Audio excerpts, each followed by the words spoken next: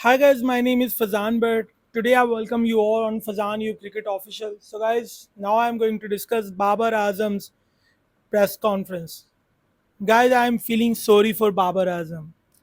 और बस ये जाहिर ये बड़ी ऑब्वियस बात है कि जब कोई कप्तान इस तरीके से उसकी टीम बाहर हो और परफॉर्मेंस भी बॉस कहीं कुछ भी वो एशिया कप से लेके ना निकले पॉजिटिव, तो बॉस उसकी बॉडी लैंग्वेज में आपको गिरावट तो नज़र आएगी, उसकी बॉडी लैंग्वेज आपको गिरी हुई नज़र तो आएगी बॉस। अब बाबर आजम की प्रेस कॉन्फ्रेंस में उनसे कुछ सवालात नहीं किए गए, हार की वजूहात नहीं पूछी गई, जो कि आज की जर्नलिज्म का भी मुझे समझ नहीं आता। स्पोर्ट्स जर्नलिज्म की बात कर रहा हूँ, ये शायद हम एजेंडा मेकर्स हो गए हैं, हम लोग देखते नहीं है हमारे जर्नलिस्ट, स्पोर्ट्स जर्नलिस्ट, कि हमने बात क्या करनी है।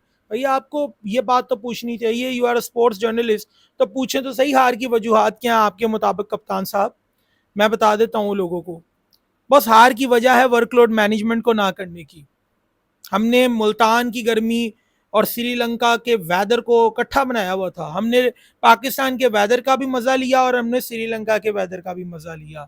तो बॉस वेदर के अंदर आप एडजस्ट नहीं कर पाते, बेशक आप 2 महीने 3 महीने से श्रीलंका में हो, लेकिन बॉस ठंड से गर्मी में आना और गर्मी से ठंड में जाना, मैं ऐ नहीं कह रहा कि उन्होंने पट्टे कर गए लेकिन मैं ये कह रहा हूँ बॉस कि ये मुश्किल हो जाता है आपके लिए, जहरी बात है। ये ऐसा ही है कि आप किसी मतलब ठंड वाले इलाके से कभी आए, हिली एरियाज आपने देखे हो, हमारे नॉर्दर्न साइड एरियाज में पाकिस्तान में बहुत ठंड होती है, इंडिया में भी ऐसा ही होगा। बस अगर आप वहां से बिल्कुल दिल्ली वाली साइड पे आ जाएं या मरी से आप आके आप इस्लामाबाद आ जाएं, तो आप मरी से, सॉरी, आप इस्लामाबाद कह रहा हूँ, आप मुल्तान चल जाएं या लाहौर चले जाएं, तो आपको पता है बॉस क्या होता है, आपको काफ़ी फील होता है, आप उस इन्वायरमेंट के उस वेदर के अंदर जो है ना, उसमें एडजस्ट करने में आपको टाइम लगता है बॉस। तो खला एक मैं एथलीट की बात कर रहा हूँ कि जो एक एक यानी कि पहले कुछ मैचेस श्रीलंका में खेल रहा है, कुछ पहले पाकिस्तान में खेलता है, फिर श्रीलंका में जाता है, फिर श्रीलंका से ट्रैवल होकर पाकिस्तान आ जाता है। तो बस ये हाइब्रिड मॉडल के अंदर जो टफ हमने स्केड्यूल रखा हुआ था टीम पाकिस्तान का, वो कोर्स किया पाकिस्तान को एशिया कप हराने में। और दूसरा फिर हमने वर्कलोड मैनेजमेंट भी नहीं की। क्या हमारी जो टीम की मैनेजमेंट थी, जो हमारे कोचिंग स्टाफ थे, उनको ये पता ना था, बाबर आजम को ये पता ना था कि प्लेयर्स के लिए मुश्किल हो जाएगा, खासतौर पे फास्ट बॉलर। इधर फास्ट बॉलर को छोड़े, इधर इमामुल हक को बैक स्पेजम हो गया, शायद वो ट्रैवलिंग फटीक की वजह से हो गया उनको, यही वजूहत हो सकती है ना बॉस। वो तो एक बैटर है, लेकिन अगर उनको ये मसला हो सकता है, तो बॉस फिर तो वो बॉलर्स का तो फिर जायज़ है ना बॉस। तो बस मुझे कई बार समझ नहीं आती कि हम लोग जो सवालात करने होते हैं हम वो पूछते नहीं है।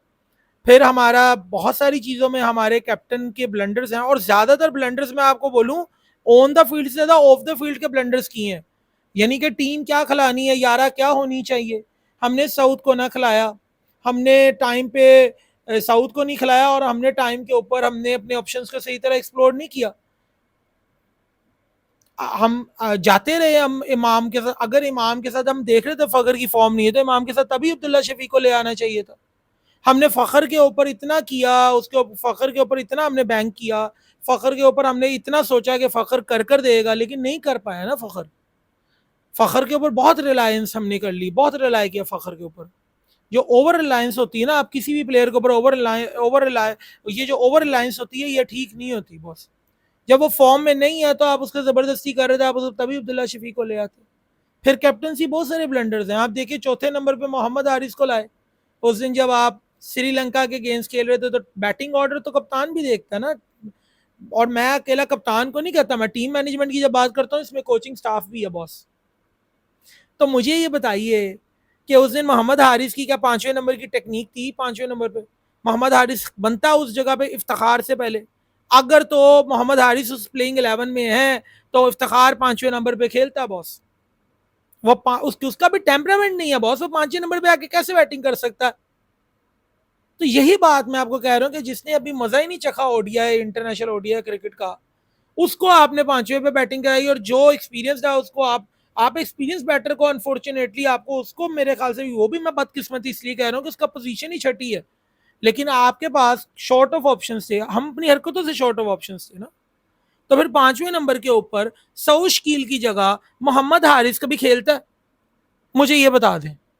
उस जगह इफ्तिखार अहमद खेलता फिर, वो आपका बेहतर बैट्समैन है 5वें नंबर का। उस दिन की सिचुएशन के हिसाब से बात कर रहा हूँ, तो हमने तो सिचुएशन भी गलत खेली। बींगा आप कैप्टन और आपकी टीम मैनेजमेंट ने, जिसमें आपके कोच आते हैं जिनको हम बड़ा, यानी कि जिनको बड़ा स्पेशल ट्रीटमेंट हमने दिया हुआ है, वो आए हैं, अब वो कोचिंग करेंगे और ये स्पेशल ट्रीटमेंट हम उन्हीं को दे सकते हैं बॉस। हम कोई भी अगर कोई बाहर से आए तो हम उसे स्पेशल ट्रीटमेंट ही देते हैं, ये इंडिया और पाकिस्तान की रीत है।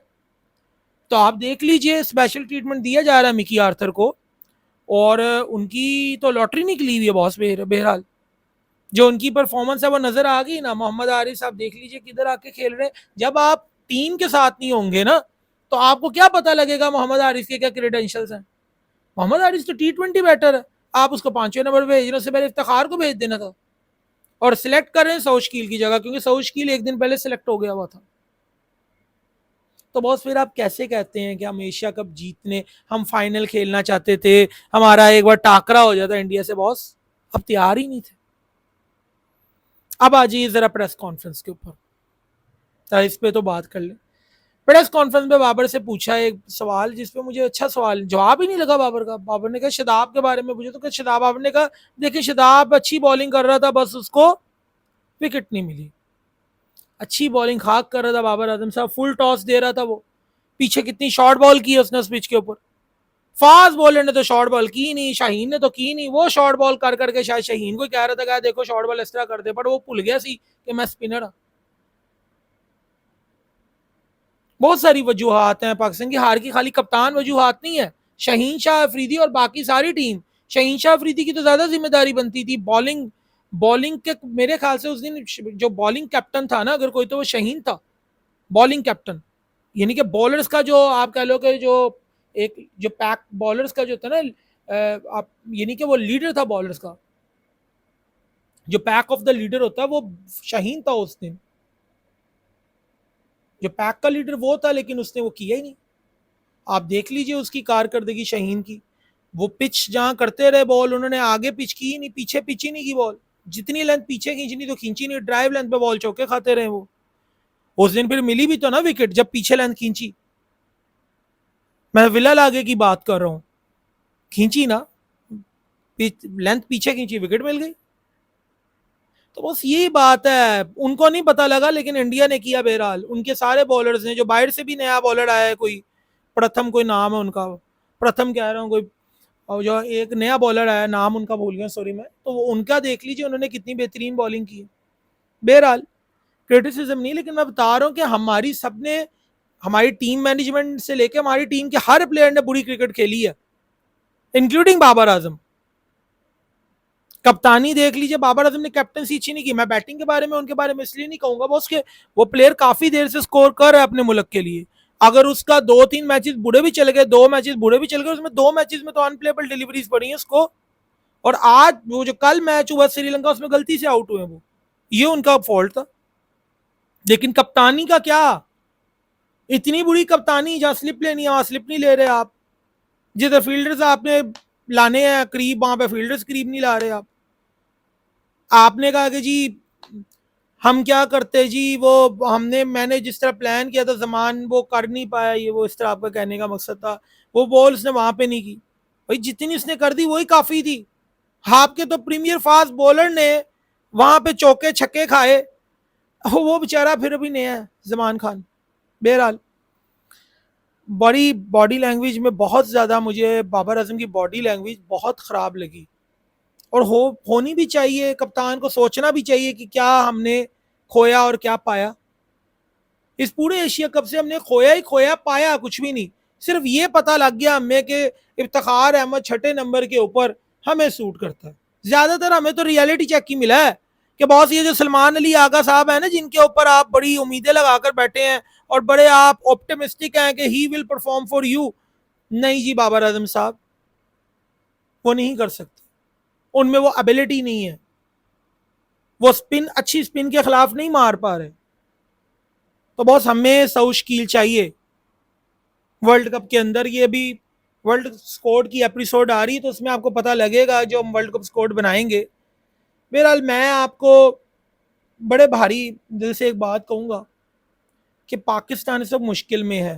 मैं कहूंगा पाकिस्तान क्रिकेट बोर्ड से जाग जाओ, अगर कोई सीरीज कोई कहीं से मिल जाती तो अरेंज करा लो, क्योंकि वर्ल्ड कप तो बस आने वाला है। 12 15 16 दिन के बाद वर्ल्ड कप के वार्म अप मैचेस शुरू हो जाएंगे और वर्ल्ड कप भी शुरू हो जाएगा बॉस। बहरहाल अभी जाग जाए तो अच्छा, वरना ये नहीं कि हमें कोई पानी मार के जगाए कोई, वो बेहतर नहीं है। उससे बेहतर है कि हम जाग जाएं। बाबर आजम की प्रेस कॉन्फ्रेंस में अब देखें ना, जब शदाब वाला सवाल है उसमें भी उन्होंने कोई ये नहीं कि आप बोले कि शदाब को इंप्रूवमेंट करना चाहिए, फिर आपने खुद ही अपनी बात को कॉन्ट्राडिक्ट किया ये कह के कि हमें मिडिल ओवर्स में विकेट नहीं मिल रही। तो मिडिल ओवर्स में कौन बॉल करता है बॉस? शदाब ही करता है। आखिर में मैं सिर्फ इतना कहूंगा कि ये जो इंग्लिश बोलने का भूत हमें सवार है, और बाबर आजम को कि मैं ये कहूंगा कि यार आप उर्दू में बात करें, और इंग्लिश में बोलने का हमें क्या, हमें शौक है इंग्लिश में बोलने का बॉस, वो हमारी मादरी जबान नहीं है। और ये Pakistan PCB cricket Pakistan cricket board का जो मीडिया मैनेजर है वो क्यों नहीं उन्होंने ट्रांसलेशन की बाबर के लिए? और बुरी बात है ना, आप बाबर आजम को आप जबरदस्ती आप कह रहे हैं वो इंग्लिश में बात करें, क्यों करें बॉस? वो उन्हें क्रिकेट आती है, ये काम उनको आता है। इंग्लिश वाला काम यहाँ पे हमने को इंग्लिश टीचर रखना है जिसने हमें अंग्रेजी सिखानी है, या उन्होंने अंग्रेजी सिखानी है लोगों को? लेक्चरार तो नहीं है ना वो। उनसे सवाल भी किया गया, पता नहीं लगा। जो समझ आई उन्होंने कहा कि हारिस की इंजरी को इतनी ज्यादा वो ठीक हो जाएंगे, लेकिन उनकी जो नसीम की इंजरी अपडेट नहीं दी। तो यहाँ पे मुझे दरका लगा हुआ है कि नसीम की इंजरी अपडेट या तो बाबर कम्युनिकेट नहीं कर पाए सही तरह, या तो जो उनकी बात से मुझे लगा वो ये कह रहे हैं लेटर ऑन। तो अब लेटर ऑन समझ ही नहीं आया कि वो क्या कहना चाह रहे थे। यही मैं कह रहा हूं कि बाबर आजम से जितने सवाल उन्होंने उर्दू में किए हैं तो उसमें कोई शर्म की बात नहीं है बॉस। हम में हर कोई अंग्रेज नहीं है, बल्कि बड़ी सारी ऑडियंस है वो चाहती है कि हमारा कप्तान अपनी जबान में बात करे, अपनी उर्दू जो लैंग्वेज है उसमें बात करें, जो नेशनल लैंग्वेज है। तो बहरहाल जो भी है, सो चले उम्मीद करते हैं कि हमारी टीम कम बैक करेगी। आज यकीन करें बाबर आजम को देख के मैं भी परेशान हूँ। तो उम्मीद करते हैं कि कप्तान की बॉडी लैंग्वेज इंप्रूव हो, वो दमदार तरीके से आए। और कोई ऐसी बात नहीं है, ये हार जीत गेम का हिस्सा, अपने आप को इंप्रूव कीजिए।